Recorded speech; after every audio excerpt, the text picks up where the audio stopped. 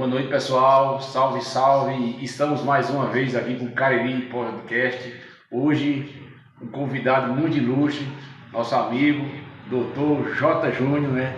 Que imensidão, hein? Que peso hoje, hein? Hoje a gente tem um papo muito descontraído, um papo alternativo. Hoje a gente vai falar sobre futebol. E futebol, de preferência, futebol monteirense. Nada mais, nada menos do que J. Júnior. E aí, meu amigo J. Júnior, é um prazer em tê-lo aqui, convidando você aqui, né, para compartilhar essa mesa hoje conosco. Querido, um abraço, começo abraçando, claro, você e agradecendo desde já, né, o convite. Eu que já venho acompanhando o seu trabalho, inclusive quero até parabenizar toda a equipe que está envolvida, né, porque ninguém faz nada sozinho, é toda uma equipe por trás da tela, né, por trás tem todo um projeto, um programa, e eu venho acompanhando e quero parabenizar. E assim que recebi o convite honroso dessa equipe, prontamente aceitei. Aceitei porque gosto do programa, aceitei porque amo falar sobre esporte, principalmente da nossa terra, da nossa cidade, e passar até um pouco da história do nosso esporte, do nosso futebol, para os internautas, né, que não acompanharam a saudosa época de ouro do futebol de Monteiro, e até mesmo para aqueles que acompanharam, para matar um pouco da saudade das histórias, das inúmeras histórias que nós temos. Então, eu é que agradeço pelo convite e aqui estamos para conversar e contarmos um pouco da história do nosso esporte. É isso aí, meu amigo. Hoje a gente também tem os nossos apoios, né? O apoio aqui no Quintal Cultural, que nos cede esse espaço para realizar esse podcast. Também temos um apoio de Provocativo PB, né? Também Fascinação Joias, Eri Carlos Cantor. É isso aí, pessoal. Bem, Jota, evidentemente, né, já trajado no peito, né, a camisa do Tabajara, né? E eu lhe pergunto uma curiosidade muito grande, principalmente minha, com centenas de monteirenses, né? Como foi que nasceu o Tabajara, essa tua paixão, essa tua admiração? Hoje que você se encontra como diretor, né, presidente do Tabajara, não é isso? Exatamente. Então vamos lá pela camisa. Você toca que eu já vim trajado com a camisa. Essa foi a primeira camisa, uma das primeiras camisas da história do Tabajara, né? E a gente mandou fazer algumas réplicas para presentear alguns jogadores que jogaram na época com essa camisa, certo? Nós temos a primeira camisa, que foi uma camisa quadrangular, parecendo um tabuleiro de xadrez de damas, certo? Inclusive ela foi dada na época por Romualdo Maia, que foi secretário de Educação e de Esportes aqui de Monteiro, foi vice-prefeito, foi vereador. Romualdo Maia era atleta, certo? E doou o próprio padrão de camisas ao clube. Isso lá na década de 60, né? O Tabajara foi fundado aí por volta de 63, certo? E naquela década, Romualdo Maia, atleta, e presenteou uma camisa. Depois surgiu essa, certo? Esse tipo aqui de camisa. Depois foi evoluindo e tal, mas sempre rubro-negro. O Tabajara foi sempre rubro-negro. Então, o Tabajara foi fundado lá atrás, na década de 60, como eu disse, em 63, por aí, 1º de maio, certo? 63. Foi fundado por seu Adejar, não sei se você se recorda de seu Adejar. É muito famoso, né? Seu Adejar, ele é pai de Diógenes, né? Sim, pai sim, de Diógenes, lembro, certo? Seu Adejar, famoso por ter um bar, que era o point da cidade, que ficava ali ao lado da Praça João Pessoa, da sinuca de Pinícia por ali, certo? Era o ponto de encontro na época, né? Então, seu Adejar foi um dos fundadores, foi o primeiro presidente da história do Tabajara, isso naquela década. Bom, e aí 2 anos depois surgiu a AGA, que é o grande rival do Tabajara, né? AGA daqui de Monteiro. AGA de Monteiro, Associação Guarani de Atletismo. E ela foi fundada justamente por uma dissidência no Tabajara. Os diretores tiveram um problema e alguns diretores saíram e criaram uma nova equipe, que foi a AGA. E aí a história conta, né, o restante do que se deu esse entreveiro entre Águia e Tabajara. Inúmeros confrontos, estádio, inicialmente era estádio do Cajá, certo? Ele depois tornou-se estádio municipal, depois estádio Feitosão, e ali travaram grandes duelos em tardes memoráveis, né? Conta a história, eu só alcancei uma parte, evidente, mas conta a história que era dia de domingo aqui, eu ainda alcancei essa parte, dia de domingo, quando tinha Águia e Tabajara, a cidade parava, era um Fla-Flu, né? Guardado as devidas proporções, era um Fla-Flu carioca, certo? E durante décadas e mais décadas foi a grande emoção do esporte amador de Monteiro, e essas duas equipes ganharam fama por toda a região, inclusive jogaram com equipes profissionais. Jogadores do Flamengo vestiram a camisa do Tabajara, a exemplo de Fio Maravilha. Fio Maravilha foi um dos grandes ídolos do Flamengo na década de 70, certo? E antes da era Zico, quem fazia nome no Flamengo era esse jogador chamado Fio Maravilha. Eu ouvi falar que ele teve uma passagem por aqui, né? Teve uma passagem, como eu disse, ele vestiu a camisa do Tabajara, ele era do Flamengo, mas numa excursão, ele tinha um empresário, e época de férias, né? E ele saía fazendo excursão pelo Nordeste e jogando pelas equipes, e uma das equipes que ele jogou foi aqui. E depois, mais tarde, ainda tivemos um outro jogador do Flamengo, que vestiu também a camisa do Tabajara, foi Enásio, grande ídolo do futebol pernambucano, e que também foi do Flamengo. Ele chegou no Flamengo para substituir Zico. Olha a responsabilidade, olha o tamanho do craque que ele era. Zico foi vendido para a Itália, para a Udinese, e encontraram em Enásio o provável substituto de Zico. Ele acabou sendo negociado do Flamengo, mas infelizmente não foi o que o Flamengo esperava, apesar de ser um grande jogador, um grande craque, mas acho que chegou com esse peso de substituir Zico, e aí não deu certo. Chegou a vestir a camisa do Tabajara. E na década de 2000, já na minha presidência, já no final de carreira dele, eu trouxe ele para jogar alguns amistosos aqui, participou de vários jogos vestindo a camisa do Tabajara. Então são algumas das histórias, né? É um dos únicos clubes amadores da Paraíba que teve 2 jogadores do Flamengo vestindo a camisa, foi justamente a equipe do Tabajara. Então a gente pode começar esse bate-papo por aí, certo? Mostrando a grandeza desse clube amador de Monteiro, fundado na década de 60 e que conquistou o seu espaço no esporte amador da Paraíba. Tem livros que falam do Tabajara, tem revistas lançadas na Paraíba que falam do Tabajara, que retratam o futebol amador de todo o estado, e aí encontraram nos arquivos essa grande equipe do futebol amador que foi o Tabajara de Monteiro.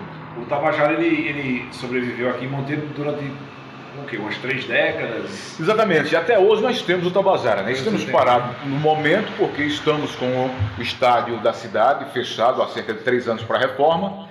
Nesses 3 anos fechados conseguimos fazer algumas partidas fora ainda, jogamos em Amparo, jogamos em Serra Branca e tal, mas o bom mesmo é você jogar no seu berço, na sua casa. Então a gente viu que não dava para estar jogando só fora. Então a gente deu uma parada para esperar a reabertura do estádio para a gente começar competições, certo? Competições amadoras e amistosos aqui em Monteiro. Mas até hoje existe o Tabajara, está na ativa. Esse ano mesmo o time jogou, como eu disse, um amistoso em Amparo, contra uma fortíssima equipe em Amparo, ganhamos por 4-0, certo? E tínhamos outras pretensões de jogar na região com Camalaú só para estar em atividade, mas acabou que a gente decidiu que era melhor esperar o estádio voltar para a gente jogar aqui na nossa casa com o nosso público, seria melhor. Jota, todo grande equipe também tem seus grandes ídolos, né? Grandes jogadores que foram muito marcantes.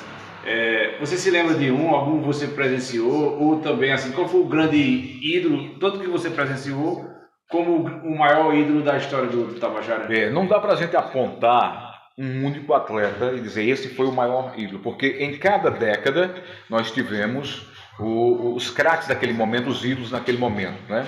Nós tivemos grandes jogadores, recorde Toinho Sapo, chamava Toinho Sapo, hoje em memória, já falecido. Exatamente, era ali próximo vizinho do seu saudoso pai, das terras dele ali, para a região ali do Bom Jesus, Mocó, por ali. Exato. Certo, Toinho Sapo. Passei muito na porta dele. Foi um dos grandes ídolos do Tabajara. Nós temos também um cidadão que hoje é vivo, mora no Recife, inclusive a gente teve o prazer de dar uma camisa a ele, uma camisa que ele jogou na década de 60 com o Romualdo, e a gente mandou fazer uma réplica e parabenizamos e demos essa camisa a ele pessoalmente, chamado Dedé Peitica. Certo? Dedé Peitica foi uma das grandes atrações também do Tabajara. Temos o pessoal da família Lola, certo? Toninho Lola do supermercado, os irmãos dele, certo? Toda a família Lola, que jogavam muito, eles jogavam muito, e os três jogaram no Tabajara, os três irmãos, certo? Então, já na década de 80, nós tivemos Rostan, certo? Que hoje é secretário de esporte, um dos grandes ídolos do Tabajara. Nós tivemos o grande artilheiro do Tabajara, que seria hoje o Gabigol do Flamengo, guardado as devidas proporções. Ele era considerado, chamava-se Bacurau hoje. Ele é de Campina Grande, mas radicado em Monteiro, certo? Um dos grandes artilheiros da história do Tabajara, era o ídolo do Tabajara, era o homem-gol do Tabajara, isso na década de 80.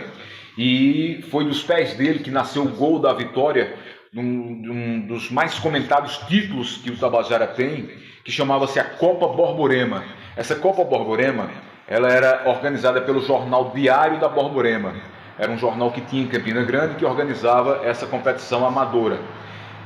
Essa competição equivale hoje à segunda divisão do futebol da Paraíba, futebol profissional. Naquela época só tinha a primeira divisão, não tinha a segunda divisão. Então seria uma espécie de segunda divisão naquela época. Era um campeonato muito importante no estado, muito difícil, e o Tabajara chegou a conquistar esse campeonato.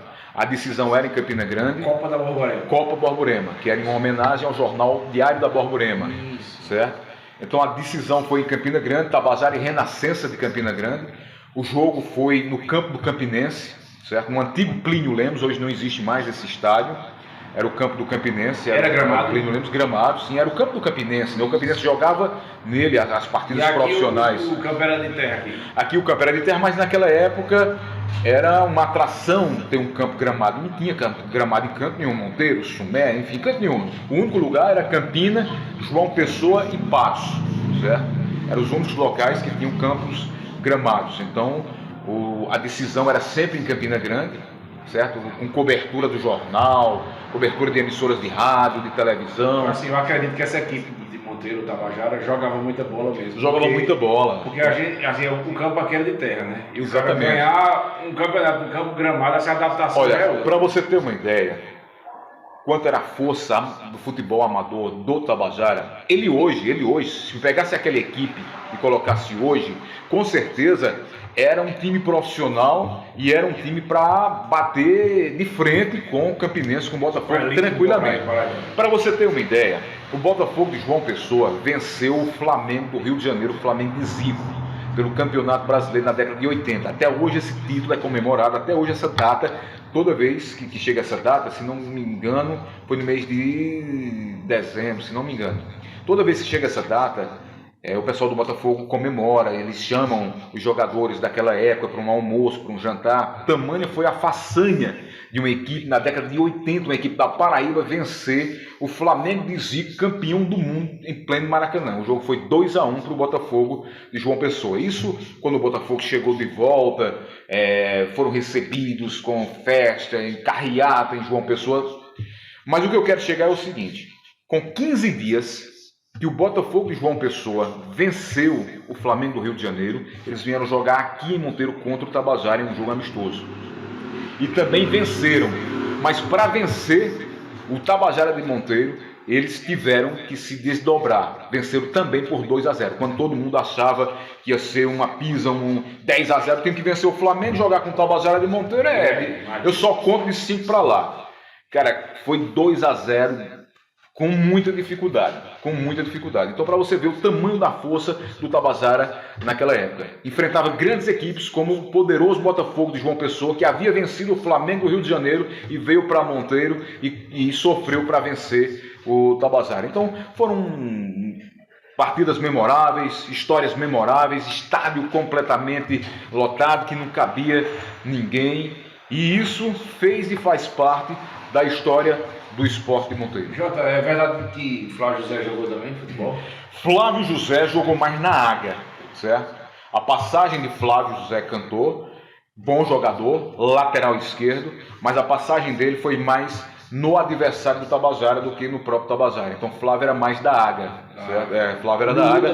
Lulu, esse era do Tabajara, foi campeão da Copa Borborema, esse campeonato que eu te falei. Lulu era zagueiro, certo? Já Lulu jogava no Tabajara. Flávio Zé, bom zagueiro, Lulu. Jogava no Tabajara, o irmão dele na Águia, Flávio Zé, e ele no Tabajara, bom jogador, e fez parte de muitas conquistas do Tabajara. Aí a gente teve também, né, teve uma transição, né? Uma coisa que eu me pergunto muito, e a gente vai chegar até lá, Jota, eu gostaria de perguntar a você, que você com certeza vai saber me responder.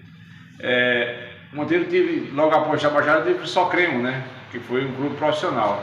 Eu não entendo porque o nome do time profissional de Monteiro não ficou como Tabajara, e porque ficou como só Cremo.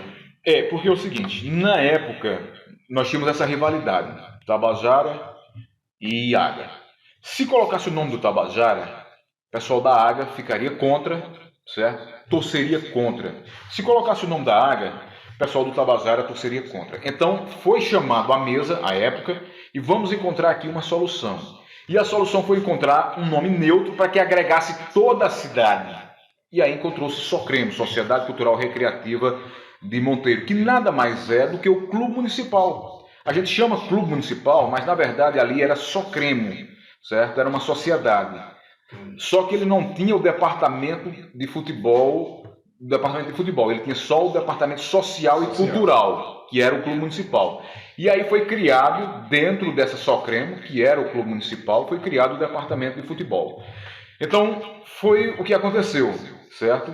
Simões Matos, Edivaldo Bezerra, Sérgio Bezerra, Marivaldo Humberto, Toninho Aleixo, que foram os fundadores da Socremo, sentaram numa mesa e disseram, e aí, vamos criar um time profissional e o nome.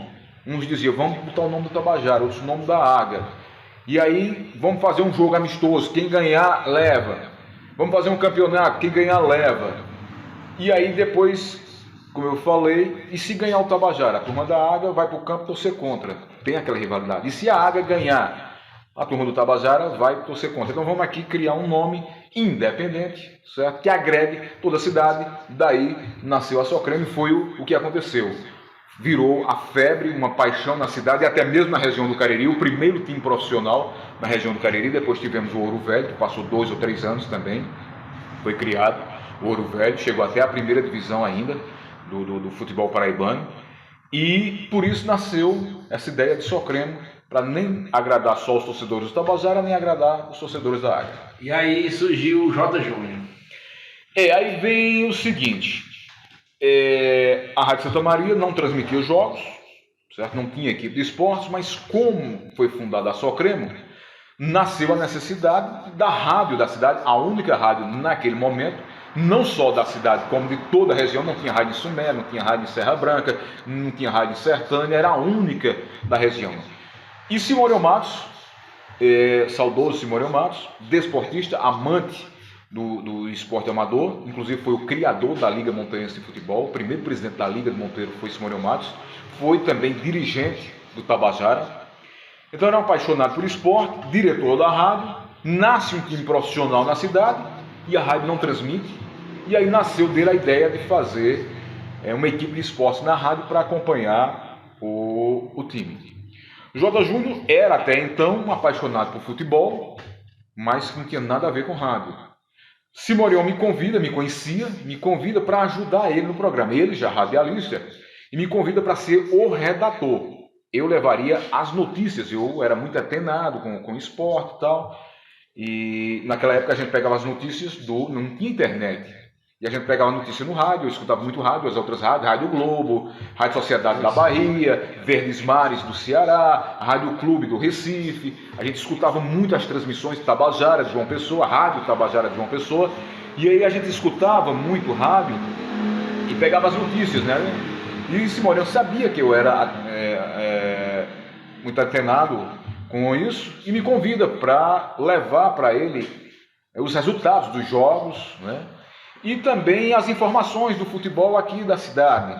Nisso eu começo, né, a levar para ele. Eu era apenas o redator, ele apresentava e eu era o redator do programa. E aí surge a necessidade de um repórter. Ele procura um repórter e não encontra na cidade. E aí ele me chama, Jota, você já está aqui na Rádio Santa Maria como redator, já entende aqui, vê se dá para você a questão de repórter, pega um gravadorzinho, vai testando, tal. Eu disse, olha, Simone, não é minha praia, não sou locutor, não sou repórter, não é minha praia. Até então eu não acreditava, não sentia que tinha essa vocação. Mas ele disse, mas faça essa tentativa. E eu comecei com um gravadorzinho, a rádio me deu um gravador, eu ia para o campo, certo? Levava as perguntas anotadas todas, e aí chegava no jogador, olha, e aí o que você achou do treino, o que você acha do jogo, tal, gravava e levava a fita, a época de fita cassete, levava para a rádio, tal, Simorião passava no programa, e aí nasceu o J. Júnior, repórter, e a coisa foi fluindo, eu fui me dando bem, fui gostando, até que Simorião disse, olha, tenho muitos afazeres, tenho muitos programas, ele apresentava outros programas, e o programa de esporte agora é você que vai ser o locutor, é você que vai apresentar. De repórter, você vai passar a ser o apresentador. O programa chamava-se No Mundo dos Esportes. Era às 8 da noite, 8h30 da noite. Tinha esse programa No Mundo dos Esportes. E aí eu comecei a fazer esse programa No Mundo dos Esportes. Excelente audiência. Simorião vai, pega e diz, olha, está dando audiência, vamos jogar para amanhã. E aí nasce o programa Toque de Bola, que foi um dos programas maior clássico no rádio, na Rádio Santa Maria, certo? Me orgulho disso. Nós tínhamos excelentes programas, mas na época nós tínhamos 4 programas carro-chefe. Toque de Bola, o programa A Hora do Brega com Zé Pequeno, nós tínhamos o Forró com Eudimar Raposo e tínhamos justamente o programa Mesa de Debates com ele, com Simorião Matos. Eram os 4 carro-chefe da Rádio Santa Maria. O Toque de Bola pela manhã, a audiência... todo mundo parava para escutar as notícias da Socreme, do futebol. Não tinha internet. Hoje é muito fácil. Hoje você está em casa, acessa a internet, vê quanto foi o jogo de ontem.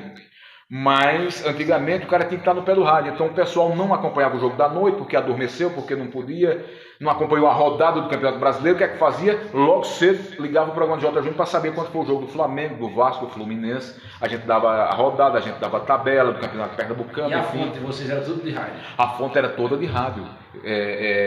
Naquela época chamava-se o rádio escuta. A gente escutava à noite os resultados, anotava e no outro dia trazia para o programa. Chamava-se rádio escuta. Ou seja, vocês ficavam até tarde? Até tarde, até meia-noite, escutando o rádio chiando, a gente procurando posições, certo? Hoje é muito fácil você acessar um rádio. Você vai, tem vários aplicativos, né? Você escuta numa nitidez incrível, né?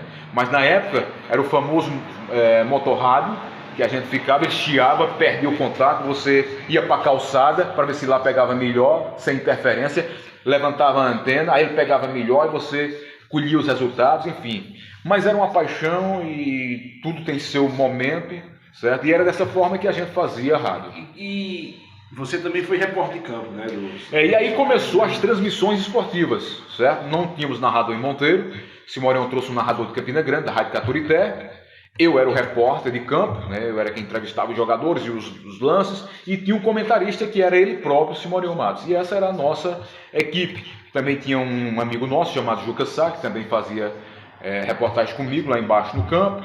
E por aí começou. Depois foi mudando de narradores. A Socreme começou mais ou menos em 90 e... A Socreme ela já começou na década... já no finalzinho de 90, certo? 90, aliás, no finalzinho não, no começo de 90. Ali em meados de 93, 92. Primeiro começou a seleção de Monteiro. Criou-se a seleção de Monteiro, certo? E aí começou a jogar com amistosos, com Botafogo de João Pessoa, Campinense 3, Alto Esporte, Central de Caruaru. 2 vezes por mês nós tínhamos jogo aqui da seleção de Monteiro. E deu certo. O campo lotando, o pessoal gostando. E aí surgiu a ideia, por que vocês não fazem esse time profissional? Não, mas não tem condições, não tem dinheiro, a cidade é pequena e tal. Beleza. Aí a Federação Paraibana de Futebol cria uma competição chamada Copa Integração. Só para equipes amadoras. Tinha a primeira divisão, futebol profissional, segunda divisão não existia e tinha essa Copa Integração criada pela federação. Essa Copa Integração daria direito ao campeão e ao vice se profissionalizarem e entrarem na segunda divisão, porque a federação estava criando a segunda divisão. E como prêmio, o campeão e o vice teriam entrada garantida na segunda divisão. Foram 32 equipes em toda a Paraíba. A equipe de tudo que é lugar. Serra Branca entrou, Sumé entrou, Monteiro entrou. E aí lá no Sertão entraram a equipe de Souza, a equipe de Cajazeiras, a equipe de Itaporanga, enfim. Conceição do Piancó, 32 equipes. No final, as duas, campeã e vice, entrariam. Um nível excelente. Que tinha de time bom, que dava para participar tranquilamente da primeira divisão naquela época de futebol paraibano e não fazia vergonha.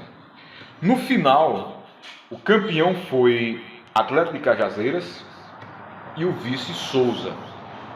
Monteiro terceiro e Bananeiras quarto, mas só tinha vaga para as duas. Então foi Cajazeiras e Souza que entraram na segunda divisão.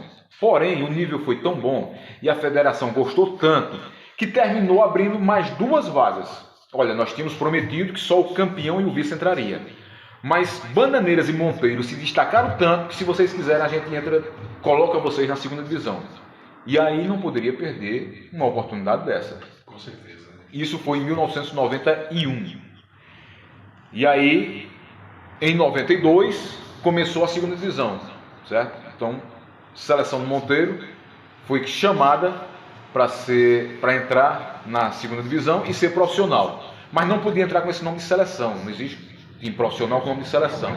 Aí foi aquela história onde eu te contei, foi decidido qual seria o time, o nome, e aí foi decidido só Cremo, e entrou na segunda divisão e de primeira já foi campeão da segunda divisão. E aí passou para a primeira divisão em 93.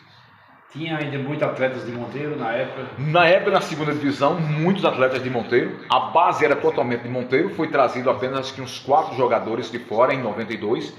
Me lembro bem de Zé Teodoro de Arco Verde, que a gente chamava de Zé Preá. Tinha um jogador também, que era de Arco Verde, que a gente chamava de China. Então foi trazido uns 2 jogadores. Nomes bem conhecidos. Foram trazidos 2 jogadores de Arco Verde. Foi trazido Célio de Afogados da Engazeira, certo? E acho que algum jogador de Campina Grande, poucos jogadores, 4 ou 5 jogadores de fora, certo? Mas o peso maior era Monteiro, isso na segunda divisão. O time foi campeão da segunda divisão, passou para a primeira divisão. Na primeira divisão a base ainda era de Monteiro, em 1993, mas já trouxeram mais jogadores, cerca de 6 ou 7 jogadores. Trouxeram jogadores de Campina Grande, certo? E depois de 93, aí vem 94, aí foi onde trouxeram mais jogadores da Bahia, aí foi onde veio o Juninho Petrolina, que depois foi para o Sport do Recife, foi para o Grêmio, depois veio o Gilson Jacaré, que foi artilheiro do Campeonato Paraibano, veio Chan, que depois foi negociado para o Rio Branco de Americana, depois foi para o Santa Cruz do Recife, e daí começa a Só Crema a ganhar nome estadual. Só Cremo era respeitado. Quando ia jogar em Campina Grande, a imprensa dizia: rapaz, lá vem esse time lá do interior, de onde saiu esse time, que vencendo todo mundo. Para você ter uma ideia, a Só Cremo passou 3 anos sem perder aqui em Monteiro.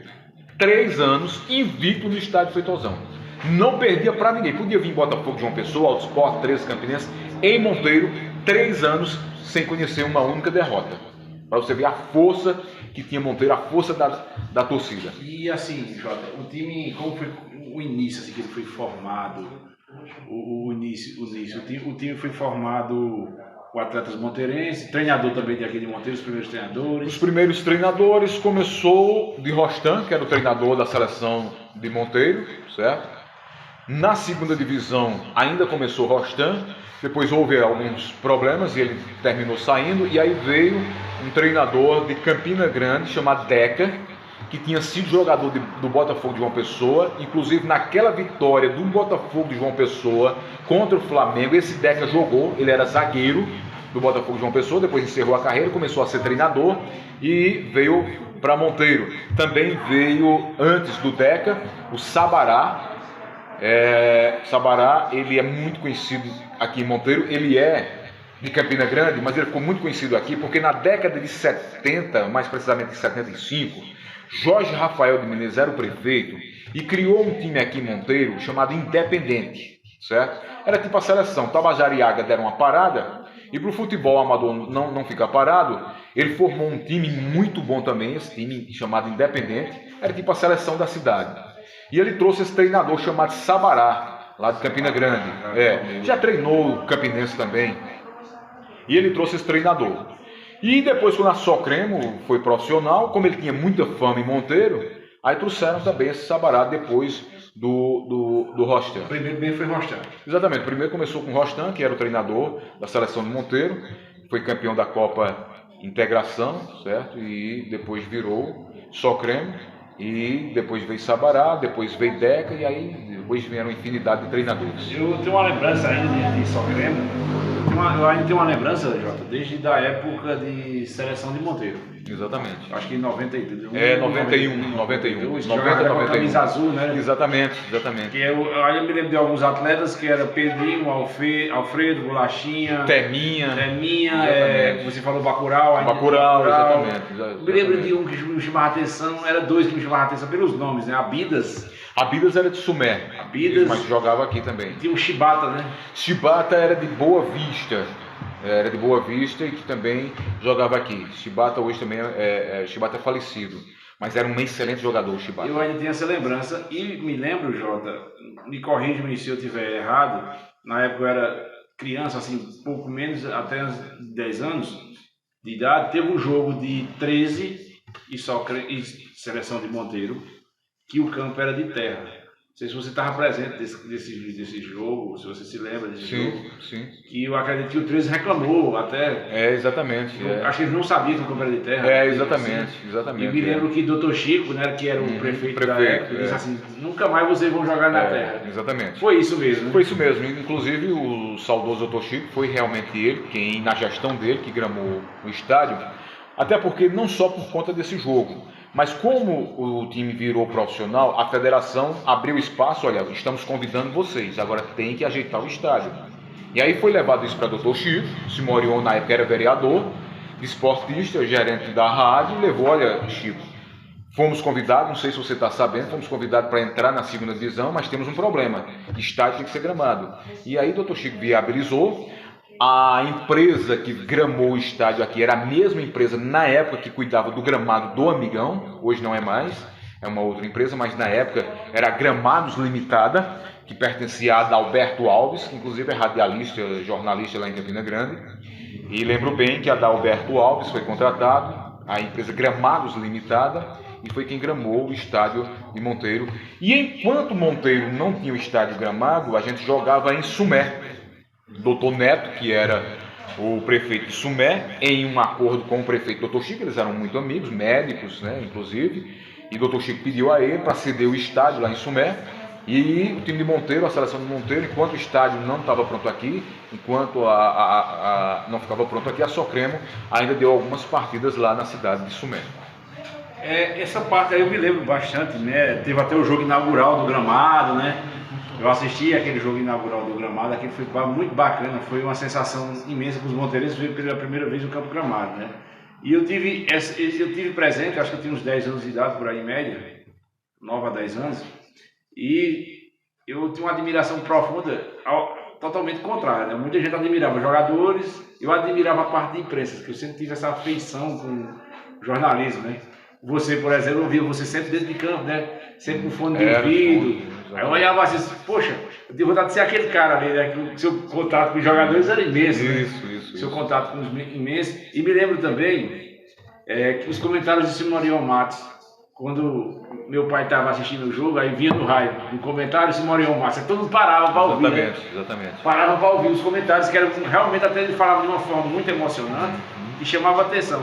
Jota, como foi assim a tua convivência com os jogadores ali dentro de campo? Como era a tua visão ali, aquele dia a dia? Você participava até dos treinos também, né? Participava. A gente, para acompanhar, para fazer os programas, né? Como eu apresentava o programa, a gente tinha que vivenciar o dia a dia, saber como é que estava o time, quem estava machucado, quem não estava, como foi o treino, certo? Quem está jogando de titular, se alguém foi substituído, se vai ter alguma surpresa domingo. E para isso a gente tinha que estar no dia a dia do clube. Inclusive a gente viajava no mesmo ônibus do clube, a equipe da rádio sempre viajava também junto com eles. Então a gente tinha uma afinidade. Vez por outra tínhamos problemas. Por quê? Aquela questão da crítica. A imprensa, mesmo que for uma crítica construtiva, mas você sabe, o jogador, ninguém gosta de ser criticado, né? Então tem uma determinada partida que o jogador não jogava bem. E você, como homem da imprensa, você tinha que dizer, olha, quem não está bem hoje é o jogador, por exemplo, Alfredo. Alfredo não saiu bem hoje. Não sei o que foi que houve com o Alfredo, que estava cansado em campo e tal. E o jogador não gostava. Então, vez por outra, rapaz, você me criticou, tal, vez por outra, nós tínhamos alguns problemas. Mas, no todo, a gente tinha uma grande amizade, principalmente com os jogadores da casa. Então, o dia a dia era muito bom. A gente viajava, se hospedava no mesmo hotel e a gente criava aquele vínculo com eles, certo? Como eu disse, vez por outra tinha um probleminha aqui e tal, mas a gente contornava. Não, cara, mas você acha que você jogou bem realmente? Não, eu não estava muito bem bom, então, entendeu? Quer dizer, e aí a gente essas picuinhas. tinha essas picuinhas, como até hoje tem. Eu vi hoje Neymar chateado com o GE, que é o site de esporte da Globo. Ele estava chateado porque o GE, num lance de um amistoso hoje do Paris Saint-Germain, a Globo, o GE, teria dito que ele se jogou para cavar um pênalti. Eu vi aquela. E ele não gostou e se chateou e tal. Então existe isso realmente. Mas no todo, o meu relacionamento com os jogadores era excelente. Tanto é que depois eu virei diretor da Socremo, depois eu cheguei até a ser presidente da Socremo, certo? E numa renúncia de Simorion, Simorion se desentendeu com parte da diretoria e disse que não queria mais, tal, e era reta final do campeonato. E aí vamos colocar quem? Olha, só tem uma pessoa que se dá com os jogadores, é do meio, conhece a Socremo. Vamos colocar J. Júnior. E aí me colocaram na presidência para terminar o restante do campeonato. Então, no todo, era muito bom o meu relacionamento com os jogadores. Guardo grandes lembranças de Gilson Jacaré, meu amigo até hoje, a gente conversa pelo zap. Juninho Petrolina. Gilson Jacaré está em Juazeiro. Né? Aí exerce alguma atividade? Não exerce mais atividade esportiva. Juninho Petrolina, que foi do Sport do Recife, foi do Grêmio, foi do Vitória da Bahia, nasceu na Socremo, né? O futebol, né? Ele é de Petrolina, mas seu primeiro vínculo profissional foi em Monteiro. Depois ele ganhou o Brasil aí e tal, acho que chegou até aí disputou Libertadores da América ainda pelo Grêmio. Renato Gaúcho foi treinador dele, certo? E nasceu aqui nas categorias. De Balu, né? Balu é um exemplo, é um filho da terra que rodou o Brasil, jogou no Ceará, jogou no Paysandu. Jogou no Rio Branco de Americana. Não, no Sport ele não chegou a jogar. Ele ainda jogou no futebol paulista, jogou no futebol cearense, jogou no Paysandu, ainda jogou no América de Natal e jogou no Unibol em Pernambuco. Foi o único clube que ele jogou, foi no Unibol. Esse Unibol era um clube empresa, um dos primeiros clubes empresas do Brasil. Um empresário criou esse Unibol. Recife, né? Recife, nasceu com muita força, mas depois acabou, certo? Nasceu com muita força esse Unibol.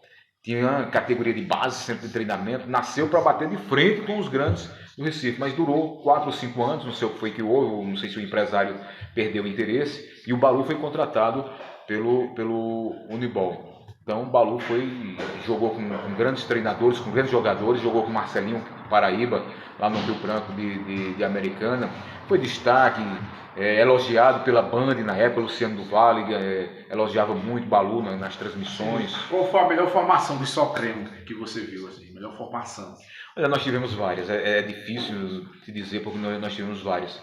A formação que foi campeã em 92 pela segunda divisão com a base de Monteiro, foi Bolachinha no gol, Pedrinho do lateral esquerdo, Silvano de lateral direito, Marculino de lateral direito, João Carlos, que a gente chamava de João Gambá, e Balu na zaga, Alfredo de volante. Foi a base de 92 que foi campeã. A base de 93, que com o pessoal de Campina Grande, chegou Chan, né, chegou Fumaça, chegou Edivan, que era um baita de um jogador, um baita de um meia esquerda, Edivan. Isso em 93, aí a de 94 chegou o pessoal da Bahia, Janilson, Zé Orlando, Gilson Jacaré, Juninho Petrolina, Capá, certo? Foi uma grande formação. Gabriel, que foi jogador do Atlético Mineiro, foi jogador do Santa Cruz do Recife, foi campeão pelo Campinense, aí veio também para Monteiro, jogava nessa equipe, foi uma formação muito forte. Então nós tivemos várias formações, não dá para você dizer essa aqui foi a melhor. Cada uma teve o seu tempo, mas nós tivemos aqui grandes formações, grandes elencos. Deu para definir um dos maiores ídolos da história do Socremo? Socremo teve essa definição, o artilheiro? Teve, que foi o Chan. Chan ficou marcado, certo? E também o Gilson Jacaré. Mas o xodó mesmo da torcida chamava-se Chan, um jogador de Campina Grande, Alexandre, e chamava Chan, que foi vendido para o Rio Branco da Americana. A Socremo vendeu ele para o Rio Branco da Americana, na época, algo em torno de 15, 20 mil reais, na época, muito dinheiro na época. E depois ele foi negociado com Santa Cruz do Recife, certo? Então, foi o grande xodó da torcida do Socremo, foi Chan. Tem alguns números assim que apontam o maior artilheiro, assim, tem uma média, mais ou menos? Olha, o maior artilheiro terminou sendo o Gilson Jacaré, porque ele passou mais tempo. O Chan, logo quando ele estourou, foi logo vendido. Ele estava como artilheiro do campeonato, com 9 gols. Aí foi emprestado para o Santa Cruz do Recife e de lá foi vendido. Então o Chan fez 9 gols no Campeonato Paraibano. No amistoso ele fez muito mais, certo? Então não dá para precisar quantos gols o Chan fez, mas ele saiu rápido, né? Ele estourou rápido e cresceram os olhos em cima dele. Ele foi embora rápido, certo? Não posso te dizer quantos gols ele fez, mas ele não foi o maior artilheiro. Gilson Jacaré passou mais tempo, algo em torno de 3 anos aqui. Gilson Jacaré, acredito que ele fez mais de 30 gols pela Socremo. Então se tornou o maior artilheiro da Socremo, Gilson Jacaré. Jota, teve sua passagem de Tabajara, né? Aí veio, você logo em seguida você permaneceu como radialista, né? A Socremo chegou praticamente ao seu fim, né? Chegou ao seu fim, né? Não praticamente não, ao seu fim. E você começou com essa sua área de jornalista, né? Depois você se formou em Direito, né? Hoje você exerce a função de advogado. Exatamente. Mas me tornei na área de Direito, né? Como você disse, me formei em Campina Grande. Mas continuo paralelo, ainda tendo uma paixão pelo jornalismo. Tanto é que hoje eu faço pós-graduação na área de comunicação esportiva. Estou terminando, no final do ano eu devo estar terminando a faculdade pela Uninter, que é uma faculdade de Curitiba, mas que tem polo em Campina Grande, então eu faço em Campina Grande essa faculdade em 2 áreas. Eu faço em marketing esportivo, hoje eu estou fazendo pós-graduação em marketing esportivo, porque sou apaixonado pelo esporte, e estou fazendo ainda na área de comunicação, não abandonei, estou fazendo a pós-graduação na área de comunicação esportiva, certo? E atuo como advogado. Também me especializei, tenho pós-graduação em Direito Administrativo, tenho pós-graduação em Direito Penal, certo? Tenho pós-graduação em Gestão Pública, certo? E hoje tenho um escritório, mas não deixei a paixão pelo rádio, pelo jornalismo, não deixei a paixão pelo esporte, dá para conciliar.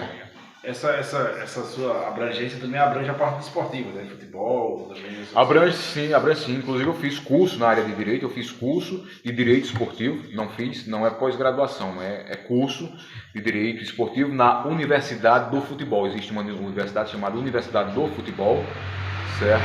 Que é do Paraná também, salvo engano é do Paraná, Universidade do Futebol, e eu fiz cursos lá na área de Direito Esportivo, certo? Que é uma área muito boa, mas nos grandes centros, porque lá é onde estão as confusões, né, sobre futebol, né? Até tribunal, né? Existe tribunal esportivo, né? Aqui na Paraíba também existe, mas é muito menor a demanda, certo? Então não cheguei a me aprofundar mais, porque o campo é muito restrito, mas fiz curso também nessa área. E, assim, acho que você sempre está acompanhando atualmente na mídia, né? Com certeza. Esse caso Luva de Pedreiro, né? Que é uma coisa que está dando muito polêmica, né? Exatamente. Essa parte contratual, essa parte de empresários. Quais são as precauções, assim, se você já viu algo semelhante, alguma precaução que alguém dessa área pode ter, assim? Qual o seu conceito? Eu posso falar porque eu também atuo nessa área. Por exemplo, eu fui empresário de Balu na época, não desde o início, mas depois, quando ele já veio do sul do país, eu fui empresário. Por exemplo, no Unibol, quem colocou ele no Unibol fui eu. Ele jogou no Botafogo de João Pessoa, quem colocou ele fui eu. Jogou no Souza, quem colocou fui eu. Então eu acompanhei ainda como empresário de Balu. E também de outros jogadores. Então nessa área eu tenho também um certo conhecimento. E digo a você que é uma área que você tem que se precaver, os dois lados. Tanto o empresário, como também o atleta que está sendo empresariado. Por quê?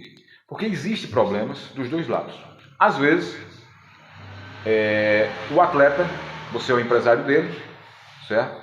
E você coloca ele num grande clube, consegue colocar ele num grande clube, mas quando ele está lá em cima, ele esquece também. Ele passa a perna em você e contrata um outro empresário, certo? Existe isso também. Ou seja, não há contrato. Há contrato, mas contratos são desrespeitados, como esse contrato que foi desrespeitado do Luva de Pedreiro com o empresário dele. Segundo o Luva de Pedreiro, foi desrespeitado o contrato. Segundo o empresário, deu entrevista aí em emissoras de televisão, disse que quem desrespeitou foi o Luva de Pedreiro, que passou a procurar um outro empresário, que no caso o Falcão, ex-jogador de futsal. Então fica difícil, a gente não teve acesso ao processo, então eu como advogado fico difícil em opinar porque eu não tive acesso ao processo. O que a gente tem acesso é ao que diz uma parte e o que diz a outra parte. E eu estou aqui mais falando nessa questão não como advogado, mas como eu disse a você, como experiência de empresário que eu tive já, empresariei já alguns jogadores, já levei vários jogadores para o Campinense e já passaram a perna em mim, clubes já passaram a perna em mim. Eu levo determinado jogador, o clube me dá uma porcentagem, olha, o jogador a partir de agora ele vai ser meu. Agora você tem sua porcentagem. Quando o jogador estoura que é negociado, você vai atrás, os caras, não, sai, tá fora, tal. E eu já tive isso aqui no Campinense, infelizmente, levei um jogador para lá e eu tinha uma porcentagem, e depois o cara chamou o jogador e disse, olha, fulano tá fora, a partir de agora sou teu empresário e tal. E o jogador ligou para mim, foi honesto, ligou para mim, rapaz, o que é que eu faço, pelo amor de Deus, eu quero que você seja meu empresário, mas eu disse, não, cara, eu não quero atrapalhar a tua carreira. Se for para atrapalhar, então pode pegar esse empresário aí, sem problema, eu quero que você cresça e tal, enfim. E a gente tem muitos problemas com isso, certo? Tem muitos problemas, empresário com jogador, jogador com empresário e também com clube. Então é difícil, a gente tem, você assina os contratos, mas os contratos são quebrados, tem ali uma multa rescisória, vai para a justiça, como essa do Luva de Pedreiro, só Deus sabe quando isso vai ser resolvido, leva 2, 3 anos, 4, 5 anos, certo? E a gente não sabe. Agora mesmo eu estava vendo o caso daquele cantor Belo, isso, que foi empresariado também pelo jogador Denilson, né? Denilson, famoso jogador tal, e encerrou a carreira e colocou uma empresa para gerenciar artistas tal. E hoje temos esse problema aí que se arrasta há mais de 8 anos entre Belo e o jogador Denilson. Então, como você frisou, mas não tem contrato? Tem contrato, mas contratos são quebrados e aí vai para a justiça e só Deus sabe quando se resolve. Jota, quer dizer que a vida de empresário também não é só chuva não, né? Não, não é só chuva, principalmente quando você está empresariando, pessoas que ainda não têm nome, certo? É difícil. Você rala pra caramba, olha, eu estou empresariando fulano e tal, vamos colocar ele aqui no teu time, quem é esse jogador, tal, não, vamos colocar, tal. É difícil você chegar, quando você pega um jogador nome feito, é muito bom você trabalhar com ele, certo? Por exemplo, o Falcão agora está pegando o Luva de Pedreiro já pronto, já na mídia, é muito bom, certo? Não estou querendo defender o antigo empresário dele não, porque eu não sei o que foi que aconteceu. Se realmente o que o Luva de Pedreiro está falando for verdade, realmente é uma covardia, certo?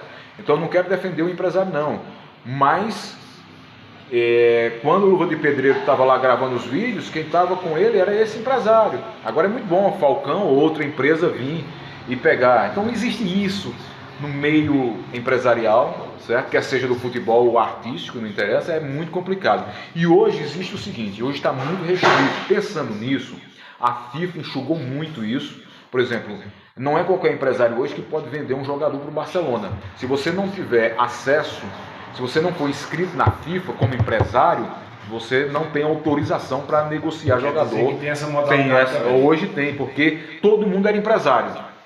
Todo mundo era empresário. E estava acontecendo muito isso, certo? Muitos problemas. E a FIFA enxugou. Copiando isso, a CBF também enxugou. Hoje não é qualquer empresário, por exemplo, se eu quiser vender um jogador para o Flamengo, se eu quiser ser empresário de um jogador do Flamengo, eu não consigo. Eu tenho que ter um curso na CBF, tenho que pagar uma taxa na CBF, tenho que ter uma carteirinha da CBF me permitindo negociar jogadores entre Flamengo, Fluminense, Botafogo. Existe tudo isso. Essa carteirinha é fácil ou é difícil você conquistar? Ela já esteve mais fácil, hoje está mais difícil. Ela esteve mais fácil porque é o seguinte, bastava você apresentar toda a documentação exigida e pagar um valor. Acho que na época algo em torno de R$5.000, alguma coisa assim. Certo? Você pagava e você conseguia essa carteirinha e você levava todos os documentos. Hoje você precisa fazer um curso lá na CBF, uma prova. Você precisa fazer uma prova. Se você não passar nessa prova, você não consegue a sua carteira. Também está um pouco mais rígido. Você tem que fazer um seguro para esse atleta. Por exemplo, se eu quero ser seu empresário, eu tenho que bancar um seguro para você. Então, o seguro não é tão caro, mas também não é tão barato. Então, assim, ser empresário também não é muito fácil. Não está muito fácil hoje, não. Já ser empresário reconhecido, certo?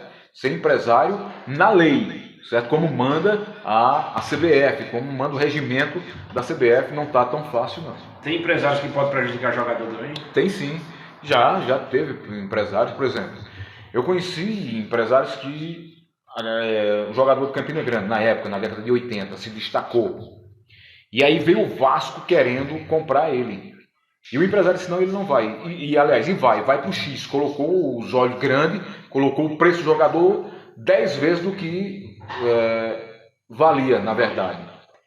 Bom, e aí o jogador pediu, né, eu quero ser negociado. Pô, eu estou no 13, com todo respeito ao 13, mas é Vasco da Gama, isso na década de 80, jogava ao lado de Roberto Dinamite. E aí os caras dificultaram, e aí terminou o Vasco se abusando, disse, olha, quer saber de uma coisa? Quero mais não. E o cara chegou a pedir ao empresário? O cara chegou a pedir ao empresário, a pedir ao clube para liberar, e o clube não chegou a um acordo com os empresários, enfim. E aí terminou que o cara deixou de ir para o Rio de Janeiro naquela época, poderia ter ido e ter ganhado mais fama, terminou ficando por aqui, e aqui mesmo encerrou a carreira. Então, realmente, empresário pode prejudicar a carreira do jogador, coloca na cabeça do jogador, olha, não vai, você merece mais, você vai ganhar pouco, tal, não vai.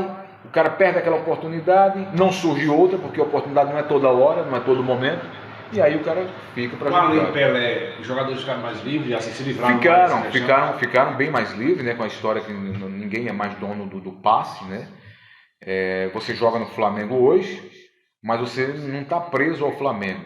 Se o seu passe estiver estipulado, por exemplo, em R$1 milhão, alguém chegar e depositar o dinheiro, o Flamengo ali não pode fazer nada. E antigamente não era assim. O Flamengo não era obrigado a vender por R$1 milhão, nem por 2. O Flamengo vendia se quisesse. É como se fosse uma propriedade, como se fosse meu carro. Meu carro eu vendo se eu quiser, certo? Então assim era o jogador de futebol. Hoje não. Hoje, se o jogador está avaliado em 10 milhões e chega um clube e bota 7 milhões, aí não, o Flamengo nem a FIFA obriga a vender não, porque colocou abaixo do valor. Mas se ele colocar o valor que está estipulado lá no contrato, se pagar o que a gente chama de multa rescisória, adeus, o Flamengo perde o jogador, vai embora, então o jogador está livre. Então, a Lei Pelé, certo? Deu mais essa liberdade. Por isso que o jogador troca tanto de clube. Troca tanto de clube, porque está aqui hoje, chega um clube e deposita o dinheiro e o cara vai embora. Interessante essa parte, muito interessante, porque às vezes esses bastidores de futebol, que a gente acha que aquele só alegria, só flores, né, só chuva. O que acontece nos bastidores do futebol, você não tem nem noção, e principalmente nos bastidores das pequenas equipes, né? Eu sempre digo isso para os garotos que estão começando, e o Tabajara trabalha com categorias de base, a gente trabalha formando jogadores 15, 16 anos para tentar levar para os clubes, e eu sempre digo a eles, olha, você assistiu o Globo Esporte hoje? Assistiu o Band Esporte? Esses programas de esportes na TV, assistiu? Você viu o Neymar chegando de helicóptero? Você viu o Messi chegando para treinar Cristiano Ronaldo naquela Ferrari? Viu, né? Legal, né? Tu quer ser jogador de futebol daquele nível, né? Mas, ó, não é aquilo. Os bastidores não é aquilo. Para você chegar ali, você tem que ralar tanto. Você tem que dormir em colchão no chão na concentração. Você vai ter que chegar um dia e vai ter que comer só cuscuz com ovos, certo?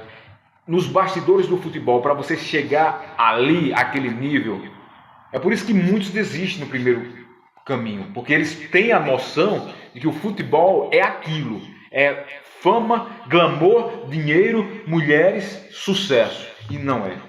Ali é 10% que chega àquele nível, 90% tem que ralar. Não tem a chuteira e o clube não dá a chuteira, tu tem que comprar a tua chuteira e por aí vai. Mas vale a pena tentar. É como toda a profissão, certo? Você diz, eu vou ser doutor, vou ser advogado, porque vê o cara todo na gravata, com um anel no dedo, com o nome de doutor. Ah, é bom demais ser doutor. Mas você não sabe o dia a dia de um advogado. Você não sabe o quanto ele rala, o quanto ele sofre, o quanto ele se decepciona com a justiça, certo? Isso eu estou dando exemplo de advogado e tal, mas isso é em todas as áreas. Não há uma área perfeita. Tudo na vida tem os percalços, tudo na vida tem as pedras no caminho. Não dá para você enxergar só o glamour.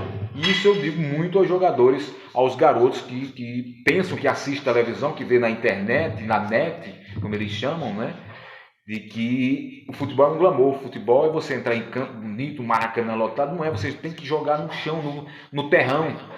E isso todos fizeram. Ronaldinho Fenômeno jogou no terrão, Cafu jogou no terrão, todos eles jogaram no terrão, todos eles jogaram nas favelas, nos campinhos de favela.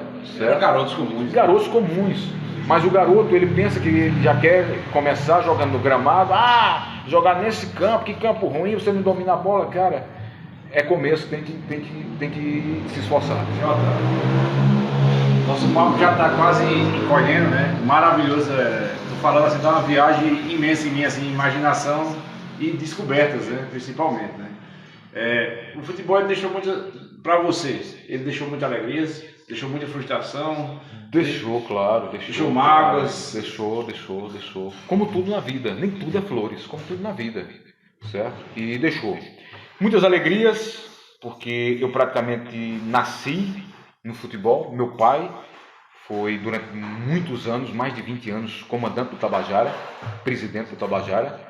E eu pequenininho, eu tenho várias fotos, eu entrando em campo com os jogadores, pegado na mão dos jogadores. Eu tenho fotos com a taça do Tabajara na mão quando era campeão. Eu tenho várias fotos garotinho no Tabajara, então foi a minha paixão. Meu pai, eu lembro até hoje, meu pai me levando para o campo de domingo, pegado na minha mão. Seu pai foi presidente do Foi presidente do Tabajara há muito tempo. Meu pai, José Vaca, todo mundo chama como Josa, vivo ainda, graças a Deus, com 79 anos, inclusive completando hoje uma novidade hoje. Parabéns para ele. Então, as grandes conquistas do Tabajara, eu tenho orgulho de dizer que foi na gestão do meu pai, certo? Então, eu praticamente nasci e me criei dentro do futebol, dentro daquele campo. E aí fui crescendo e virei repórter, virei dirigente e até hoje estou lá. Eu tenho uma vida, eu tenho uma história dentro do Estádio Petrosão, por isso que eu sei contar muita coisa do futebol, porque não é que me disseram, claro que muita coisa me disseram, mas outras inúmeras eu presenciei, eu vi o pessoal jogar, eu vi grandes, memoráveis partidas naquele campo, certo? Memoráveis histórias. Então isso me deu alegria, me deu decepção também, certo? Porque a gente faz e depois não é reconhecido, certo? Essa parte empresarial. Parte empresarial, tive muitas decepções com jogadores. Eu me esforçava de levar jogador para Santa Cruz do Recife, certo? O cara ser aprovado, o pessoal do Santa Cruz ligar para mim, cara, que jogador é esse que tu trouxe? Isso você fica feliz. Rapaz, que menino bom, rapaz. Tem mais aí? Eu digo, tem. Opa, é agora que eu cresço como empresário.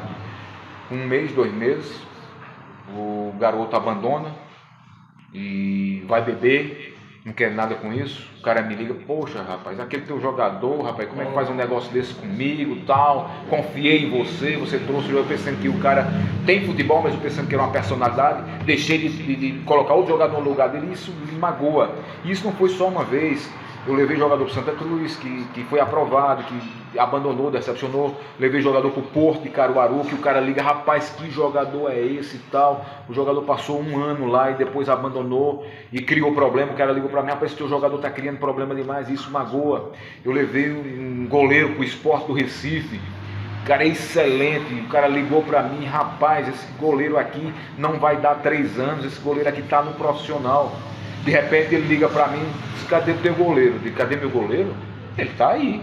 Não, cara, pelo amor de Deus, não diz isso não. Ele não tá aqui na concentração não, pensei que ele tava aí. Não tá. O menino fugiu. E aí, a dor de cabeça, ele era menor ainda. E aí, pra gente achar o garoto, terminamos achando o garoto estava em casa, ele saiu escondido porque deu saudade de mãe e pai, mas poderia ter avisado, olha, tô indo embora, não quero ficar. Aí o cara esculhambou, olha, nunca mais, olha, não me traga esse tipo de menino pra aqui não, tal. Isso, entendeu? E isso decepciona, magoa a gente, entendeu? A própria torcida no estádio, quando o time tá bem, parabéns, Jota Júnior, tal, na época da Socremo mesmo, parabéns, na época que eu era dirigente, parabéns, Jota, graças a Deus agora a Socremo vai com você na direção. Aí quando o time perde, você vai, olha, me ajuda aqui, me dá um patrocínio, eu vou ajudar essa porcaria desse time só vive perdendo. E isso magoou, cara, entendeu? É difícil. Então é difícil, me trouxe alegrias, felicidades, amo, é a minha paixão, sou apaixonado mesmo pelo futebol, paixão que vem do meu pai, que era, aprendi a escutar rádio com ele escutando rádio, na época não era transmitido os jogos, né? E ele escutando, ele é apaixonado pelo Flamengo, ele escutava a Rádio Globo, certo? E na época de Jorge Cury, não sei se você já ouviu falar, Jorge Cury, Valdir Amaral, e eu cresci escutando esses caras, meu pai escutando, dando murro na mesa, porque o Flamengo perdia um gol e tal, e aí nasceu a minha paixão pelo futebol, sou flamenguista, sou rubro-negro, então vivi muitas alegrias, muitas decepções como empresário, como dirigente, mas estou aí, não abandono, estou no Tabajara, só esperando o estádio abrir novamente, para a gente fazer grandes jogos aqui com o Tabajara, que a gente chama carinhosamente, a torcida passou a se chamar Tabinha. Inclusive, encomendamos um hino ao grande compositor Ilmar Cavalcante, já está pronto esse hino, vamos gravar esse hino e para marcar a história do Tabajara. Por falar em hino, queria deixar aqui também minha homenagem, dizer que a Socremo gravou na época um hino e é de composição de Nanado Alves. Chegou os Tropicais, ainda existia. Eu tenho disso. Eu tenho ainda, era o compacto, vinil, ainda era de vinil, e dos pequenininhos do compacto eu tenho também. E queria fazer aqui uma justa homenagem aos Tropicais de Lulu, que foi quem gravou, e ao grande compositor Nanado Alves. E agora o compositor do hino do Tabajara, que está saindo, está pronto, vai ser o nosso amigo Ilmar Cavalcante. E o Tabajara não morreu. O Tabajara não morreu e a história do Tabajara jamais morrerá. Muito bem, Jota Júnior, fantástica a tua história, né? Essa nossa passagem por essa linha do tempo imaginário do futebol e real, foi muito bacana, né, estar aqui contigo. Muito obrigado. Tenho muito a agradecer a você pelo convite, você ter aceitado logo de antemão, né? Principalmente na data como hoje, que é aniversário do teu pai, né? E estar aqui presente para mim é uma honra.